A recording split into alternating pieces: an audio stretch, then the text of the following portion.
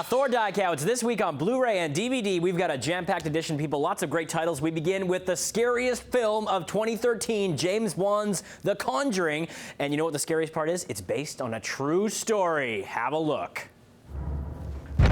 You have a lot of spirits in here, but there's one that I'm most worried about because it is so hateful. Look what she made me do.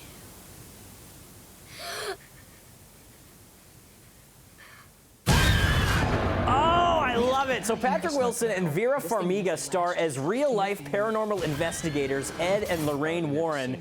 They went to investigate this house. This was before the Amityville horror. This family was getting terrorized by all kinds of weird spirits and demonic forces. They called in their help, and the family realized that they were being haunted by this inexplicable spirit. The movie is terrifying because it uses a lot of old school thrills. It really harkens back to that 70s era of horror filmmaking. Loved every minute of it. The cast is impeccable, including Ron Livingston and Lily Taylor, who play Roger and Carolyn Perron, the family who was actually terrorized by these forces. And they wrote a book about their experiences. So the making of features include the real story about it. They talk with Lorraine Warren, who's still alive, actually, and all about her paranormal investigating. They were the sort of first modern-day ghost hunters, and the movie is just riveting. It is such a great scare fest, and it doesn't rely on gore or cheap tricks. Go see The Conjuring. Get it on Blu-ray. It is a keeper. You'll watch it multiple times, and I still have to sleep with my closet door shut because of this movie. Okay, next we're talking about Pacific Rim, and this is a fun movie as well. Guillermo del Toro brings the ultimate story of giant monsters versus robots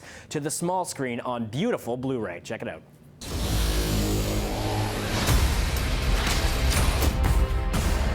We've chosen to believe in each other.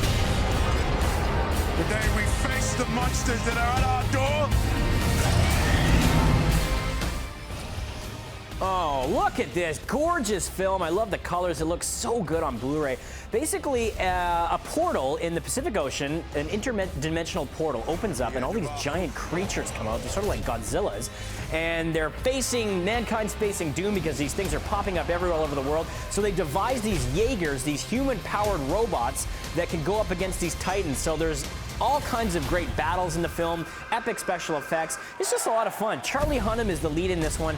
I wasn't a big fan of him as the star, and the writing could have used a little bit of polish, but that being said, you can just ignore those parts and just fast forward if you want to these epic battle scenes. You will be impressed. I love the Del Toro stamp on this one. I love that it's not based on an existing franchise. It's not a sequel. It's a totally original film. Idris Elba is great in it too. Charlie Day, Clifton Collins Jr., Ron Perlman has a couple of scenes in there, a little bit of a cameo. I really like Pacific Rim. It's a lot of fun, and get out there and support it because it could use some extra bump in the old dollar category because it didn't do so well at the box office, I don't think, as well as they wanted to, but there's some awesome making of featurettes on the Blu-ray and the DVD. Okay, now we're going to be talking about The Heat, so we'll switch gears and talk comedy.